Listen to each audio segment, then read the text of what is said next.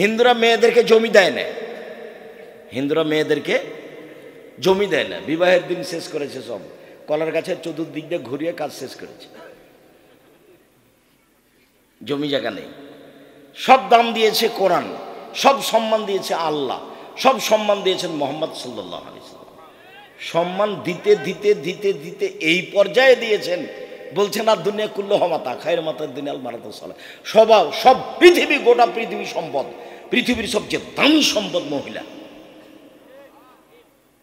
গোটা পৃথিবী সম্পদ, সবচেয়ে দামি সম্পদ ভালো মহিলা। আবার বলছেন সুখময় জীবনের জন্য 4টে জিনিস লাগে, তার 1 নম্বরে আলমারাতু সালেহা, ভালো মহিলা। আবার বলছেন মহিলা যদি 4টা কাজ করে জান্নাতের সব দরজা খোলা। পুরুষ 4টা কাজ করে জান্নাত পাবে না, এই সুযোগ পুরুষের নেই। 1 5 ওয়াক্ত সালাত, 2 রমজানের সিয়াম, 3 স্বামীকে মেনে চলা, 4 জেনায় লিপ্ত না হওয়া, জান্নাতের সব দরজা খোলা। কে যদি 3টা মেয়ে লালন পালন করে তাহলে ওর মেয়েরা ওকে জাহান্নামে যেতে দিবে না, না করে দিবে। মেয়েরা বলবে না হবে না, আগে জান্নাত তারপরে আমরা। যেমন ছোট অবস্থায় কোনো ছেলে মেয়ে যদি মারা যায় আপনার, তাহলে আপনার জান্নাত ঘোষণা না হওয়া পর্যন্ত ওরা আপনার পাশ থেকে সরবে না। তো ছেলে মেয়েতে একটা, কয়টা মরে কয়টা থাকে?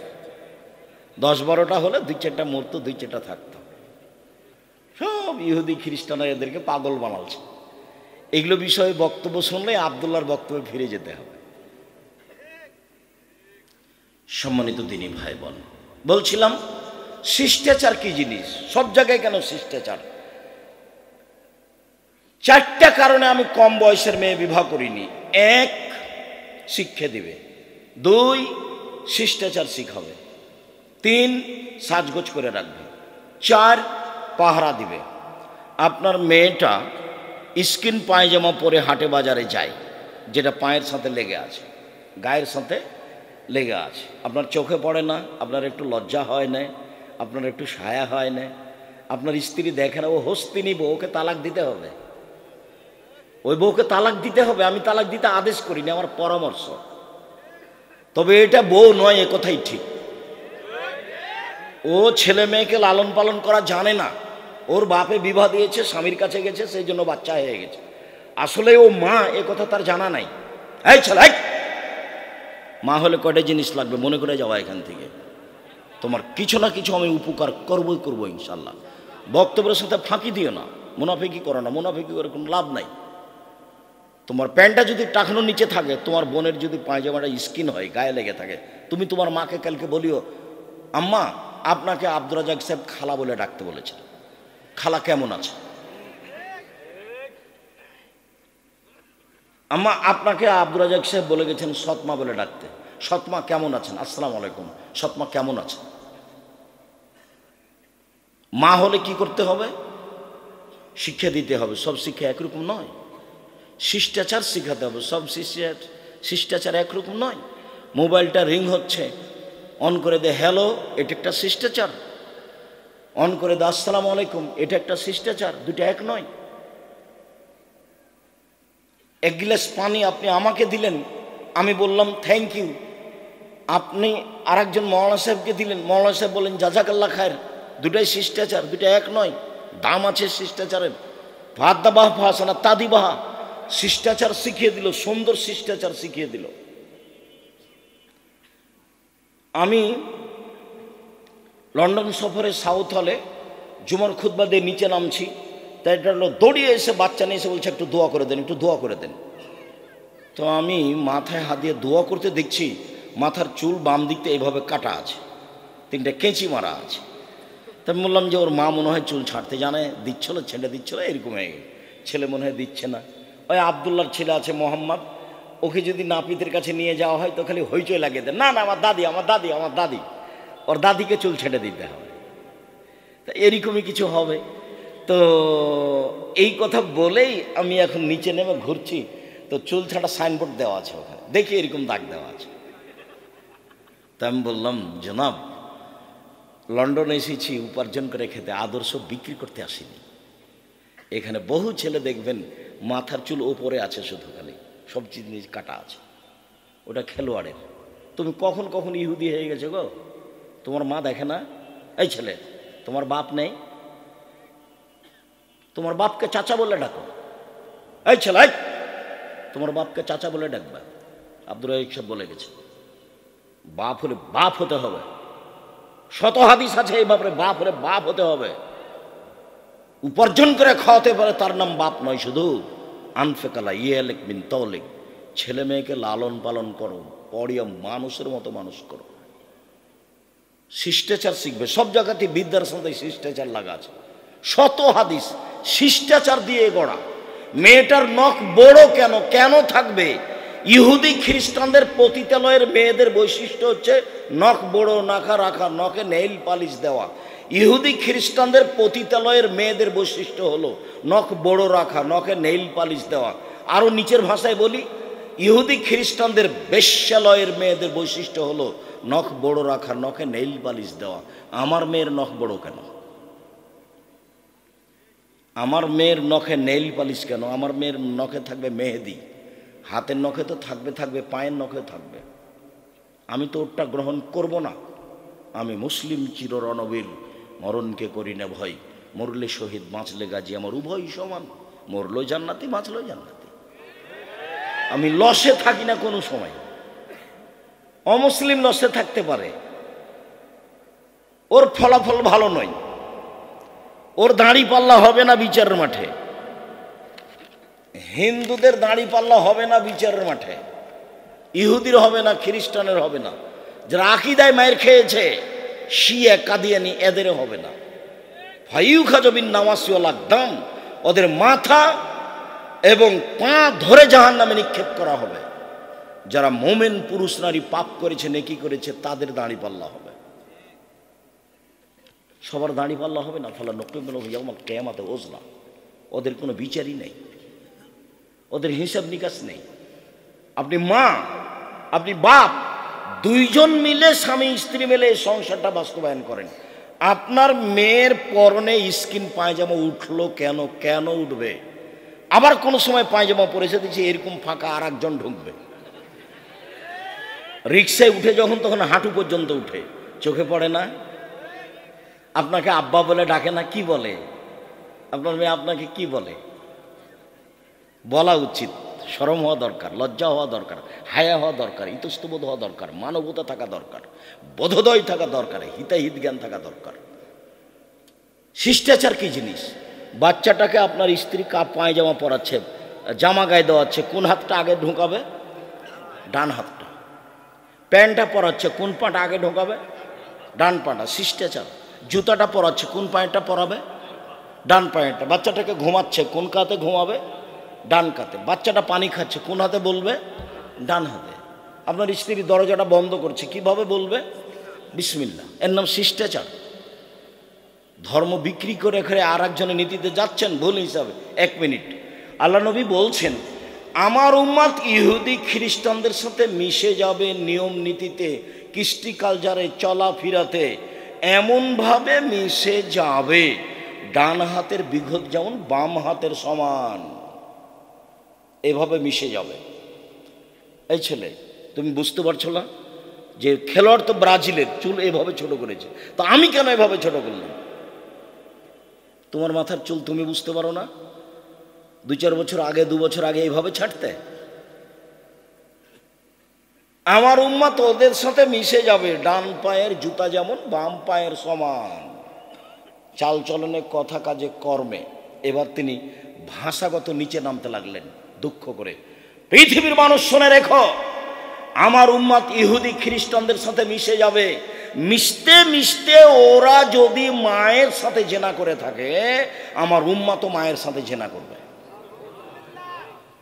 যার কারণে তো এইভাবে প্যান্ট পরতে, এইভাবে টাই পরতে, এইভাবে নখ কাটতে, রাখতে, এইভাবে নেল পালিশ দিতে ভালো লাগে, এইভাবে স্কুল কলেজ চালাতে ভালো লাগে। যার কারণে ঘুম থেকে নিয়ে ঘুম ওঠা পর্যন্ত সব রাসূল সাল্লাল্লাহু আলাইহি ওয়াসাল্লামের শিষ্টাচার খুঁজে খুঁজে তলিয়ে তলিয়ে দেখতে হবে। ওদের সাথে মিল খাবে না। ওরা পৃথিবী যখন দখল করে আছে, তখন মুহাম্মদ সাল্লাল্লাহু আলাইহি ওয়াসাল্লাম এসেছেন এবং সব নিয়ম নীতি উল্টে দিয়েছে। তো বলছে যে মোহাম্মদ সাল্লাল্লাহু আলাইহি সাল্লাম যে আমাদের সবই উল্টিয়ে দিল। আরে পেশাব করলেও ও মহিলাদের মতো করে আড় করে পেশাব করে। পেশাবের বলে নিয়ম আছে, পেশাব করতে বসলে দোয়া পড়তে হবে, ডান হাত দিয়ে পবিত্রতা অর্জন করা যাবে না। মোহাম্মদ সাল্লাল্লাহু আলাইহি সাল্লাম এত ছোট কথা বলে, ছি এ কি করে নবী হতে পারে, এত ছোট কথা বলে। সালমান ফার্সি জানো মোহাম্মদ সাল্লাল্লাহু আলাইহি সাল্লাম এভাবে পেশাব করা শেখায়, পায়খানা করা শেখায়? জি, আমাদের নবী মোহাম্মদ সাল্লাল্লাহু আলাইহি সাল্লাম বলেছেন কেবলা মুখী হয়ে পেশাব পায়খানা করা যাবে না। জি, আমাদের নবী মোহাম্মদ সাল্লাল্লাহু আলাইহি সাল্লাম বলেছেন বসে পেশাব পায়খানা করতে হবে। জি, আমাদের নবী মোহাম্মদ সাল্লাল্লাহু আলাইহি সাল্লাম বলেছেন পেশাব পায়খানার পরে পানি দিয়ে পবিত্রতা অর্জন করতে হবে। জি, আমাদের নবী মোহাম্মদ সাল্লাল্লাহু আলাইহি সাল্লাম বলেছেন পেশাব পায়খানা পবিত্রতা অর্জন করার সময় বাম হাত ব্যবহার করতে হবে, ডান হাত নয়। জি, আমাদের নবী মোহাম্মদ সাল্লাল্লাহু আলাইহি সাল্লাম বলেছেন লিঙ্গ ধরার সময়, স্পর্শ করার সময় বাম হাত দিয়ে ধরতে হবে, ডান হাত নয়। জি, আমাদের মোহাম্মদ সাল্লাল্লাহু আলাইহি সাল্লাম বলেছেন পানি না থাকলে ঢেল, 3টি ঢেল দিয়ে পবিত্রতা অর্জন করতে হবে, টিস্যু পেপার দিয়ে পবিত্রতা অর্জন করতে হবে। জি, আমাদের নবী মোহাম্মদ সাল্লাল্লাহু আলাইহি সাল্লাম বলেছেন হাড় দিয়ে পবিত্রতা অর্জন করা যাবে না, কয়লা দিয়ে পবিত্রতা অর্জন করা যাবে না। এক টানা সালমান ফার্সি বলতে লাগলেন পবিত্রতা। ওদের টয়লেটে পানির ব্যবস্থা নেই, ইহুদি খ্রিস্টানদের টয়লেটে পানির ব্যবস্থা নেই, পবিত্রতা লাগবে না, কুকুর প্রিয় মানুষ ওরা। আমি এখন ওই বার্মিংহামের ট্রেন স্টেশনে যাচ্ছি, বলছে সাইদ টয়লেটে যেতে হবে। ওস্তাদজি টয়লেটে যাবেন তো পানির ব্যবস্থা নেই যে, ইন্নালিল্লাহ, কি করতে হবে? বলে টিস্যু ব্যবহার করে পবিত্রতা অর্জন করতে হবে। তুমি ওর সাথ দিয়েছো, তোমার পিঠে তোমার একটা গেঞ্জি আছে, পিছন দিকে 47 লেখা আছে, তোমার গায়ে একটা গেঞ্জি আছে, তার পিছনে 10 লেখা আছে, তোমার 10 দিতে দিতে আমার নামাজ শেষ, এমন বিশাল করে লেখা আছে। এরই নাম হলো ওদের কৃষ্টি কালচার আমাদের ছেলে মেয়ে কি করবে? গ্রহণ করবে। এমনভাবে স্কিন পায়জামা পরেছে আমার মেয়ে যে শরীহাত তো দেখা যাচ্ছে, লজ্জা স্থান বোঝা যাচ্ছে। ছি ছি ছি ছি ছি, তখনও আপনি বাপ? ছি, তখনও আপনি মা? জি না, ভুল হিসাব, দুঃখিত। বাপ দেখবেন, 1 মিনিট, কথা মধ্যেখানে ঢুকে আমার লম্বা হয়ে গেল। 1 মিনিট বাপ দেখবেন, দেখেন বাপ কাকে বলে। আয়েশা রাদিয়াল্লাহু তাআলা আনহা বলেন আমরা এক যুদ্ধ থেকে আসছিলাম, হঠাৎ করে আমার গলার হাড়টা হারিয়ে গেল, খুঁজে পাই না। সলাতের টাইম হয়ে গেছে, নামাজের টাইম হয়ে গেছে, পানি নেই, অজুও করতে পারি না, যেতেও পারি না। সব মানুষ বিপদে পড়ে গেল, 1200-1400 মানুষ, পানি নাই, অজু করব কি করে, এখানে যেতেও পারি না, হার খুঁজে পাই না। জনগণ আমার আব্বাকে বলল জানেন কি ঘটিয়েছে আপনার মেয়ে? কি ঘটিয়েছে? আপনার মেয়ে তো হার হারিয়েছে, যার কারণে তো আমরা খুঁজে পাই না, যেতেও পারি না, তাই মানুষগুলির এত সমস্যা ঘটিয়েছে। জি, আয়েশা রাদিয়াল্লাহু তাআলা আনহা বলছেন আমার আব্বা আমার কাছে আসলেন, আবু বকর সিদ্দিক আমার কাছে আসলেন, ফালাকাজানি লাকতাতান শাদীদা, আমার কোমরের উপরে এত জোরে একটা কিল মারলেন। ওই সময় আমার স্বামী আমার উরু রানের উপরে মাথা দিয়ে ঘুমিয়েছিলেন।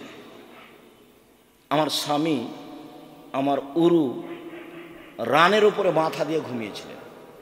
যদি আমার স্বামী আমার উরু রানের উপরে মাথা দিয়ে না ঘুমাতেন তাহলে মায়ের চোটে, মায়ের কারণে আমি দূরে সরে যেতাম। 1 মিনিট, এই ছেলে, এটা বাংলাদেশি স্বভাবে, বাংলাদেশি বিধিবিধানে জামাই যদি মেয়ের উরু রানের উপরে মাথা দিয়ে ঘুমায় আর শ্বশুর মেয়ের বাপ যদি ওইদিকে গিয়ে দেখে, তাড়াতাড়ি এভাবে ঘুরে আসবে। কথা মনে হয় আমি বুঝাতে পারিনি। মেয়েকে কিছু বলবে এই জন্য যাচ্ছে, গিয়ে দেখছে যে জামাই মেয়ের উরু রানের উপরে মাথা দিয়ে ঘুমিয়ে আছে। এখন কিছু বলা বাদ দিয়ে বাপ কি করবে? পাল্টা ঘুরে আসবে। এটা হলো বাংলাদেশি স্বভাব। ওই অবস্থাতেই মেরে দিলেন কয়েকটা কিল, এত জোরে মারলেন মায়ের কারণে দূরে সরে যায় এরকম অবস্থা। সবচেয়ে বড় মানুষে মারলেন পৃথিবীর ইতিহাসে।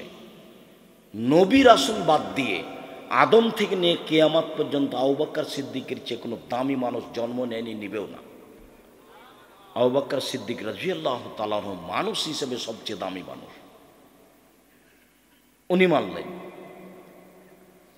আর যাকে মারছেন পৃথিবীর ইতিহাসে সবচেয়ে দামি মহিলা, ইনি হলেন আয়েশা রাদিয়াল্লাহু তাআলা আনহা।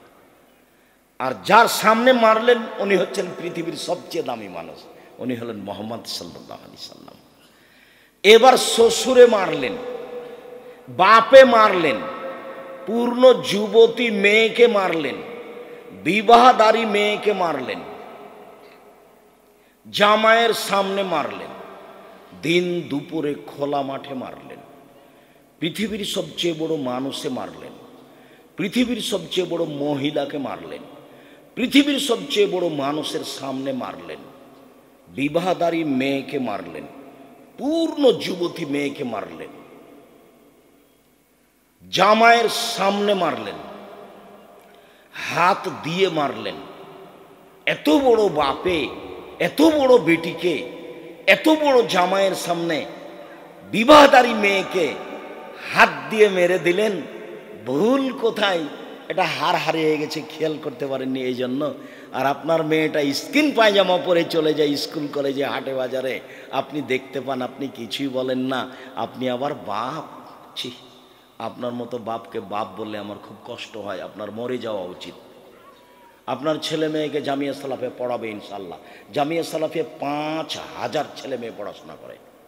কালকে যদি আরও 5000 ছেলে মেয়ে চলে যায় সমস্যা হবে না পড়ানোর ইনশাল্লাহ।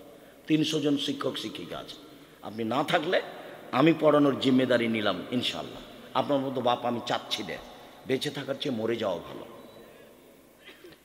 চিন্তা করবেন না কিভাবে পড়বে, এতিম লালন পালন করব। বাংলাদেশের সর্বোচ্চ প্রতিষ্ঠান জামিয়া সালাফিয়া, মনে বড় স্বাদ।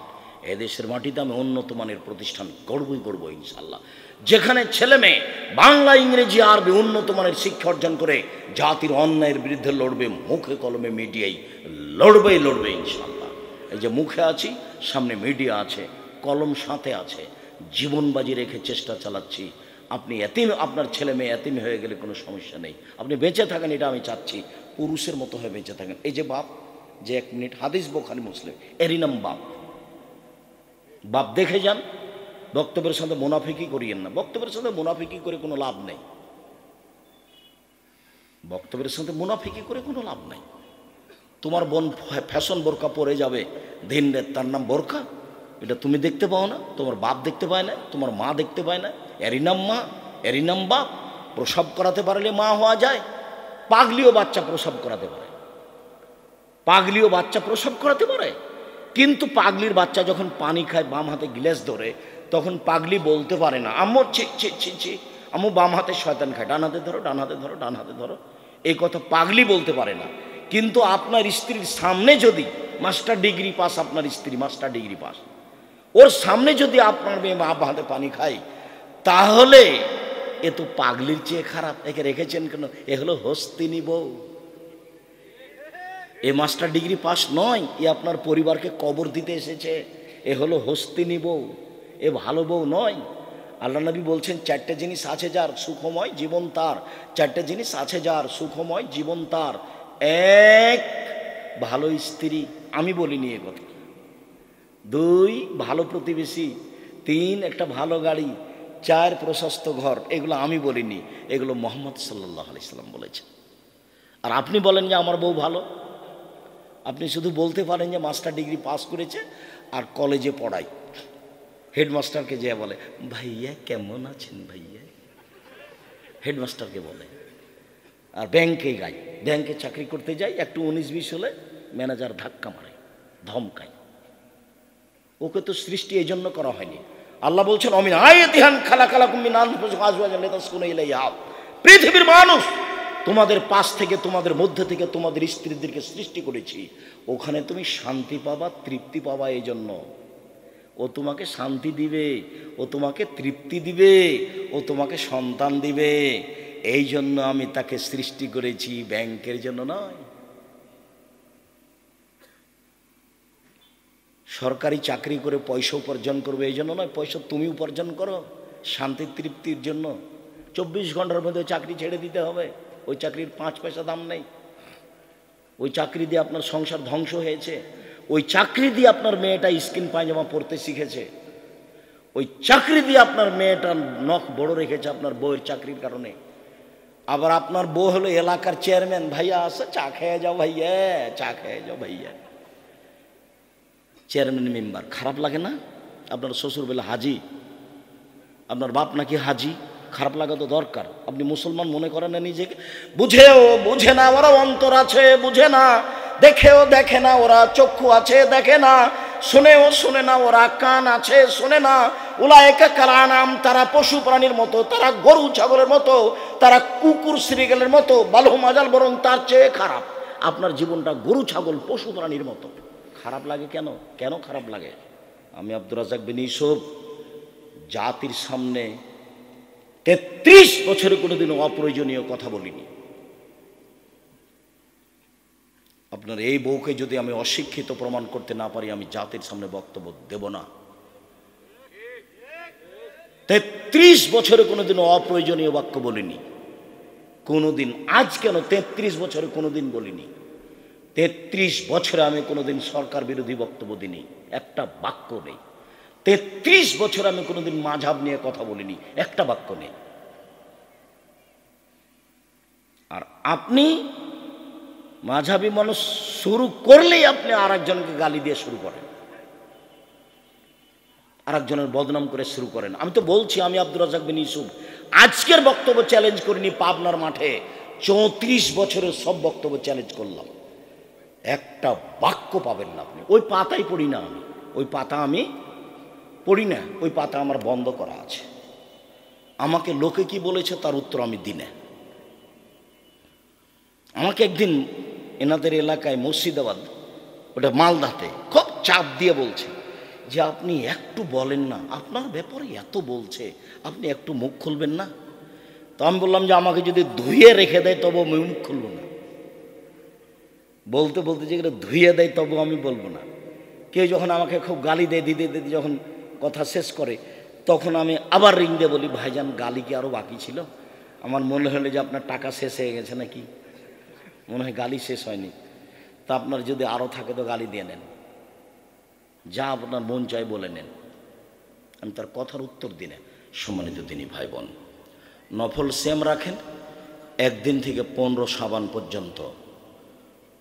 15ই শাবানে মানুষের ভাগ্য লিখা হয়, মানুষের যা মারা যাবে তা লিখা হয়, যা জন্ম হবে তা লিখা হয়, রুজি। এগুলো মিথ্যা কথা, জাল হাদিস। শাবান মাসে বাৎসরিক রিপোর্ট পেশ করা হয়, কোন দিন তা মুহাম্মদ সাল্লাল্লাহু আলাইহি ওয়াসাল্লামের জানা ছিল না। তো উনি বাৎসরিক রিপোর্ট ধরার জন্য উনি শাবান মাসে বেশি বেশি সিয়াম থাকতেন। আজ মনে হয় রিপোর্ট, কাল মনে হয় রিপোর্ট, পরশু মনে হয় রিপোর্ট।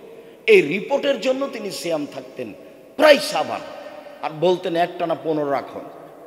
এই জন্য উনি চাইতেন এই যে আমার রিপোর্টটা, বৎসরের রিপোর্ট না, দেখো আমি সিয়াম আছি, দেখো দেখো আমি সিয়াম আছি। আর বৃহস্পতিবার সোমবার তিনি সিয়াম থাকতেন সাপ্তাহিক রিপোর্ট সিয়াম অবস্থায় দেখার জন্য।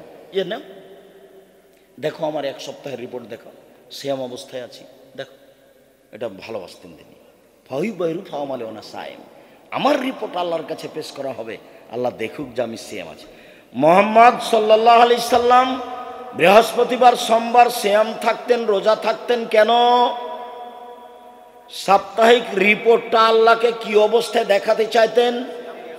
সিয়াম রোজা অবস্থায়। শাবান মাসে বেশি বেশি সিয়াম থাকতেন কেন? বাৎসরিক রিপোর্ট পেশ করা হয় শাবান মাসে, কোন দিন তার জানা ছিল না, তাই তিনি বেশি বেশি সিয়াম থেকে রিপোর্টটা ধরার চেষ্টা করতেন। দেখো আমার বাৎসরিক রিপোর্ট, আমি সিয়াম অবস্থায় আছি। ইবাদতের জগতে সবচেয়ে দামি সিয়াম, দামি ইবাদত সিয়াম। উমামা বাহিলি বলছেন, আমি একদিন আল্লাহর নবীকে বললাম, মুরনিবে আমালিন, একটা আমলের কথা বলেন যা দিয়ে আমি জান্নাতে চলে যাব।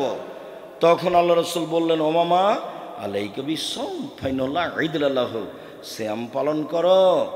ইবাদতের জগতে সিয়ামের সমপর্যায়ের কোনো ইবাদত নেই। এটা সিয়াম রোজা, এটা হজ, হজ সিয়ামের সমপর্যায়? জি না, এটা সিয়াম, এটা হলো সলাত। সলাত সিয়ামের সমপর্যায়? জি না, এটা হলো সিয়াম। এটা হলো দান সাদাকা, দান সাদকা সিয়ামের পর্যায়? জি না। পৃথিবীর কোনো ইবাদত নেই যেটা কার সমপর্যায়ের হতে পারে? সিয়ামের সমপর্যায় হতে পারে। মহরমের 2 দিন সিয়াম থাকেন, আরাফার 1 দিন সিয়াম থাকেন। আর সারা বছর সিয়াম পালনের 2টা পদ্ধতি শুনে যান, একটা সহজ, একটা একটু ভারী। প্রত্যেক মাসে 3 দিন থাকবেন আর রমাজান থাকবেন, সারা বছর সিয়াম পালনের নেকি হবে। প্রত্যেক মাসে 13, 14, 15 3 দিন। আর হাইজের কারণে যদি মহিলাদের কোনো সমস্যা ঘটায় তাহলে মাসে 1 দিন করলেই হলো। আরবি মাসে তাতে 15, 20 চলে যায়, 17, 18, 22, 24 চলে যায়, তাতে আসে যায় না। মাসে 3টে আর রমাজান, তাহলে আপনি কি পাবেন? সারা বছর সিয়াম পালনের। আর একটা পদ্ধতি, এটা হলো সহজ, শাওয়ালের 6টা আর রমাজান। শাওয়ালের কয়টা? 6টা। যাদের হায়েজের কারণে রমাজানের রোজা ছুটে গেছে তাকে আগে ফরজটা করতে হবে, এই কথা বাতিল। ওর যে হায়েজের কারণে রমাজানের ফরজটা ছুটে গেছে, ও যেদিন পারবে সেদিন করবে, 2 বছর 6 মাস পরে, সেটা তার জন্য আল্লাহর রাসূল অনুমতি দিয়ে দিয়েছে। কিন্তু শাওয়াল পার হয়ে গেলে এগুলো আর করা যাবে না। অতএব পুরুষ নারী সময় খুব চেষ্টা করে থাকবে শাওয়ালের 6টে আর রমাজান, সারা বছর সিয়াম পালন করলো। নবীগণ খুব চেষ্টা করতেন সিয়ামের। দাউদ আলাইহিস সালাম 1 দিন সিয়াম থাকতেন, 1 দিন এমনি থাকতেন, 1 দিন সিয়াম থাকতেন, 1 দিন এমনি থাকতেন। আমাদের নবী মুহাম্মদ সাল্লাল্লাহু আলাইহি সাল্লাম 1 দিন সিয়াম থাকতেন, 2 দিন এমনি থাকতেন, 1 দিন সিয়াম থাকতেন, 2 দিন এমনি থাকতেন। সম্মানিত দিনী ভাই বোন, পাপের জগতে সবচেয়ে ভিন্ন ধরনের পাপ হলো সুদ। সুদের পাপের যে ভাষা উল্লেখ হয়েছে, এই ভাষা পৃথিবীর আর কোনো পাপের জন্য উল্লেখ হয়নি। অবাক হতে হয়। মদ খেলে তার ভাষা উল্লেখ হয়েছে, তবে সুদের মতো নয়। কেউ যদি একবার মদ খায় তাহলে 40 দিন আল্লাহকে নিজের দিকে করতে পারবে না। হ্যাঁ, এটা ভারী, কিন্তু সুদের পাপের মতো ভাষা নয়। কেউ যদি একদিন নেশাদার দ্রব্য, বিড়ি, তামাক, জর্দা, সিগারেট, গুল, নেশাদার দ্রব্য খায়, পান করে, তাহলে 40 দিন তার নামাজ কবুল হবে না। এইটা পরিস্থিতি খুব ভারী, কিন্তু সুদের মতো পাপের ভাষা নয়। সুদের পাপের ভাষাই ভিন্ন, খুব কঠিন। এই ছেলে, বসো, এক খেয়ালে চেয়ে থাকো, আমার দিকে চেয়ে থাকবেন। কথা যেন 19-20 না হয়। পাখি যেন মনে করে আপনি পাথর। আমি আপনার জন্য এসেছি, এবং একটা দিন বের করতে প্রায় 3 বছর সময় লাগে।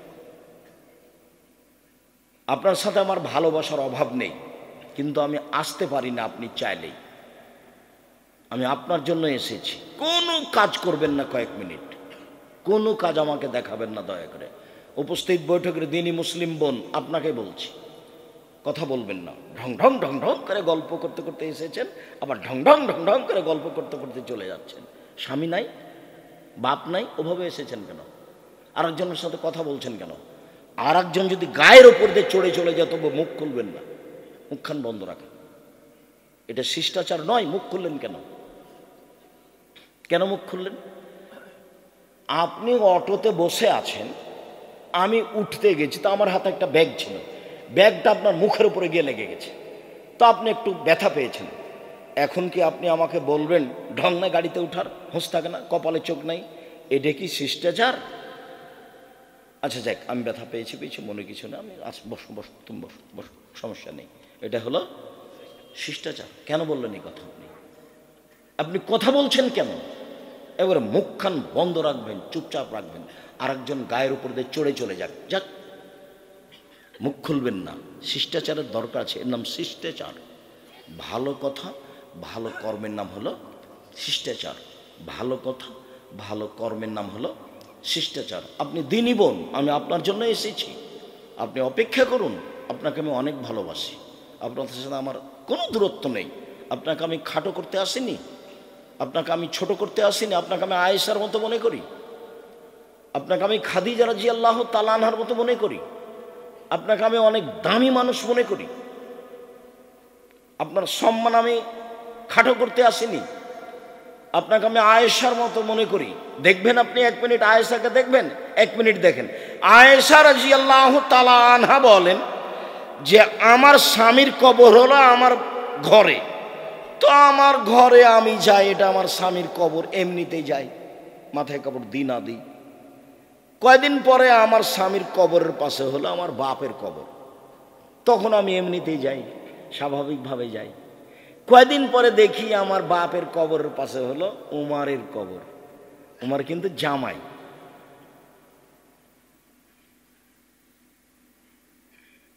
তো উমারের কবর, তো এখন আমি আর কবরের পাশে এমনিতে যাই না, আমি একবারে মাথায় কাপড় দিয়ে নিজেকে গুটিয়ে যাই। কেন? ওখানে একটা বেগানা পুরুষের কবর আছে, আমি কবরকে লজ্জা পাই।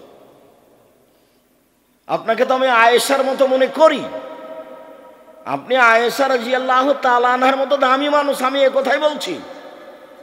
আয়েশা রাদিয়াল্লাহু তাআলা আনহা কি কে লজ্জা করতেন? কবরকে। আর আপনি ছোট ব্লাউজ পরে শাড়ি পরে এসেছেন, দেবর ভাসুর আপনার সব শরীর দেখে, আপনার শরীর নাকি ফ্রি, আপনার পেট দেখা যায়, দেবরে দেখে, ভাসুরে দেখে, দেশবাসী দেখে, হাত এই পর্যন্ত ফাঁকা আছে, হাত নাকি ফ্রি, আপনি নাকি মুসলিম নারী। আপনার একটু লজ্জা হয় না কেন? আপনার একটু শরম হয় না কেন? আপনার একটু হায়া হয় না কেন? আপনি মুসলিম, আপনার ধর্মের নাম ইসলাম, মুসলিম মানে মেনে নিয়েছি, মুসলিম মানে কি? মেনে নিয়েছি। আপনার ধর্মের নিয়ম নীতিকে আপনি মেনে নিয়েছেন, সেই জন্য আপনি মুসলিম। আপনি মানেন না কেন? আপনি একটা হিন্দু মেয়েকে দেখবেন, হিন্দু মেয়েটার বিবাহ হলে সিঁথিতে কি দিবে? সিঁদুর, মানে ওর দাম আছে। একটা হিন্দু মেয়ের বিবাহ হলে হাতে কি দিবে? শাখা, তার মানে ওর নীতির দাম আছে। ওর নীতি ভালো মন্দ তার বিবেচনার প্রয়োজন নাই, ওইটা তার নীতি, সেটা সে পালন করবে, ও তারটাও করে। আপনি আপনারটা করেন না, ও তো মানুষ দিয়ে বানানো, আর আপনারটা মুহাম্মদ সাল্লাল্লাহু আলাইহি সাল্লাম আল্লাহকে দিয়ে বানানো। তফাৎ আছে না? আপনারটা আপনি কেন মানেন না? মুহাম্মদ সাল্লাল্লাহু আলাইহি সাল্লাম নিজে কিছু বলেননি, জিবরাইল দিয়ে আল্লাহ বলেছেন, সেটাকে তিনি বলেছেন। আপনার নিয়ম মানতে আল্লাহর দেওয়া, আপনি উপেক্ষা করবেন কেন? হজবতের নার বিশ্বাহুয়াত, মন মতো চলে যে সে জাহান্নামে যাবে। হজবতের জান্নাত বিল মাকারহে, নিয়ম নীতি ত্যাগ তিতিক্ষা কষ্ট ক্লেশ করে মেনে চলে যে ধর্মকে, সে জান্নাতে যাবে। নিয়ম নীতি ত্যাগ তিতিক্ষা দিয়ে ঘেরা আছে জান্নাত। পাপের জগতে সবচেয়ে ভিন্ন ধরনের পাপ হলো সুদের পাপ। দেখেন একটা ভাষা শোনাই, রাসূল সাল্লাল্লাহু আলাইহি সাল্লাম বলেন, মা একুলু দিরহাম রিবা ইয়ালাম ও আসাদ্দমিন সালাসাতে, সে আসাদ্দমিন সিত্তাতীয় সালাসিনা জিনিয়া। কেউ যদি জেনে শুনে 1 টাকা সুদ খায়, 36 বার জেনা করে যত পাপ হবে, 1 টাকা সুদ খেলে তার চেয়ে বেশি পাপ হবে। 36 বার জেনা করলে, 36 বার জেনা করে যা পাপ হবে, 1 টাকা সুদ খেলে তার চেয়ে 1000 গুণ বেশি পাপ হবে। এটা কি, কেমন হয়ে গেল ভাষা? এর চেয়ে কঠিন আছে। পাপের জগতে সবচেয়ে বড় পাপ হলো শিরক করা, ভাষা এরকম নয়। পাপের জগতে দ্বিতীয় বড় পাপ হলো বাপ মায়ের অবাধ্য চলা, ভাষা এরকম নেই। দেখেন আপনি, সরাসরি জাহান্নাম ঘোষণা আছে, বাপ মাকে মানে না যায়। 1 আকুন, বাপ মাকে মানে না যে সে জান্নাতে যাবে না। 2 জুয়া খেলে যে সে জান্নাতে যাবে না। 3 মান্নান খোটা দেয় যে সে জান্নাতে যাবে না। 4 মধুমিনুল খামর, নিয়মিত বিড়ি তামাক জর্দা সিগারেট গুল নেশাদার দ্রব্য খায় পান করে যে সে জান্নাতে যাবে না। সিরিয়ালে 1 নম্বরে বাপ মাকে মানে না যে সে জান্নাতে যাবে না, এটা চলে এসেছে। পাপের জগতে দ্বিতীয় মহাপাপ হলো পিতামাতার অবাধ্য চলা, কিন্তু ভাষা এমন নয়। পাপের জগতে তৃতীয় মহাপাপ হলো মিথ্যা সাক্ষী দেওয়া। পাবনা জেলে কতগুলো লোক 20-30 বছর থেকে জেলে আছে, নিজেই জানে না আমি কেন জেলে। ওই 1 নম্বর আসামি, যেদিন মারামারি হয় সেদিন ও কিন্তু রংপুরে ছিল, তো প্রতিপক্ষ ভেবেছে যে ওকে 1 নম্বর আসামি করলে এদেরকে দমানো যাবে, ওকে আগে জেলের ব্যবস্থা কর, তো সাক্ষী রেডি কর। কিভাবে? একজনকে 50,000 টাকা দিতে চা, জজের সামনে বলবে আমি 2 চোখে তাকে মারতে দেখেছি। ও কি বলছে? আমি তাকে 2 চোখে মারতে দেখেছি। জজও তো জানে না আসল ঘটনা, উকিলও জানে না আসল ঘটনা, যে সাজিয়েছে শুধু সেই জানে আসল ঘটনা। এর নাম হলো মিথ্যা সাক্ষী। মিথ্যা সাক্ষী পৃথিবীতে 3য় মহাপাপ, কিন্তু ভাষা এমন নয়। আরেকটা শোনেন, আল্লাহ রাসূল বলছেন আর রেবা সাবুনা জুসান আইসার রহায়ন করো জুরুলু উম্মাহু। সুদের পাপের 70টি ভাগ আছে, ছোট থেকে বড়, বড় থেকে ছোট, ছোট থেকে বড়, বড় থেকে ছোট। সবচেয়ে যেটা ছোট ভাগ সেটা হলো মার সাথে জেনা করলে যেমন পাপ হয়। নেন এবার বের করেন, যত পাপ আছে কারো ভাষা এরকম নয়। কেউ যদি মদ খায় 40 দিন ইবাদত কবুল হবে না, এই কথা, এটাই কথা। কেউ যদি মদ খায় 40 দিন আল্লাহকে নিজের দিকে করা যাবে না, এটাই কথা। কেউ যদি মদ খায় সে পাপ করলো মূর্তি পূজার মতো। সরস্বতী, ভগবতী, কালী, দুর্গা, লাত, উজ্জা এদের ইবাদত করলে যেমন পাপ হয়, মদ খেলে তেমন পাপ হয়। পাপ বড়, কিন্তু ভাষা এমন নয়, অবাক ভাষা। সুদ কি জিনিস? আব্দুল্লাহর বক্তব্য শুনতে হবে, সুদ কি জিনিস, তাহলে বোঝা যাবে। আমি একদিন বসেছিলাম, বক্তব্য দিচ্ছিল, তখন কথাটা বলল। তার আগে আমি বুঝতে পারিনি যে সুদ এইটা। টাকাকে নিজ গতিতে চলতে দিলে মানুষ শান্তি পাবে, টাকাকে নিজ গতিতে চলতে না দিলে মানুষের উপরে বিপদ নেমে আসবে, মানুষ নিঃস্ব হয়ে যাবে, টাকা পয়সা হারিয়ে ফেলবে। মুদ্রাকে নিজ গতিতে চলতে দিতে হবে। নিজ গতি মানে মুদ্রার নিজস্ব গতি হলো বিনিময়ে ব্যবহার হবে। আমি একটা টিস্যু বক্স নিয়েছি, বিনিময়ে কি দিয়েছি? টাকা। আমি 1 কেজি বেগুন কিনেছি, বিনিময়ে কি দিয়েছি? টাকা। এটা হলো টাকার নিজস্ব গতি, এটা মুদ্রার নিজস্ব গতি। তো নিজস্ব গতির উপরে জুলুম করবে যে, তার মানে কি টাকা দিয়ে টাকা নিবে, তখন টাকার নিজস্ব গতিতে থাকতে পাবে না, ওর উপরে জুলুম করা হবে। টাকা দিয়ে টাকা নিলে টাকার উপরে কি করা হবে? জুলুম করা হবে, তার নাম সুদ। আবার ভালো করে বুঝেন, টাকার একটা নিজস্ব গতি আছে, সেটা কি? মনে থাকবে না মনে হয়, বিনিময়ে ব্যবহার হবে। এই ছেলে, টাকার নিজস্ব গতি কি বলো? বিনিময়ে ব্যবহার হবে। 1 কেজি বেগুন নিয়েছো, কি দিবা? টাকা। একটা কাপড় কিনেছো, কি দিবা? টাকা। এটা হলো টাকার নিজস্ব গতি। এবার তুমি টাকা দিয়ে টাকা নিলে, তখন টাকার নিজস্ব গতিতে থাকলো না, তখন জুলুম হয়ে গেল। মানুষ যদি টাকার উপরে জুলুম করে, তাহলে ফলাফলে আল্লাহ বলেছেন, আল্লাহ কি বলেছেন? তাহলে ওর টাকা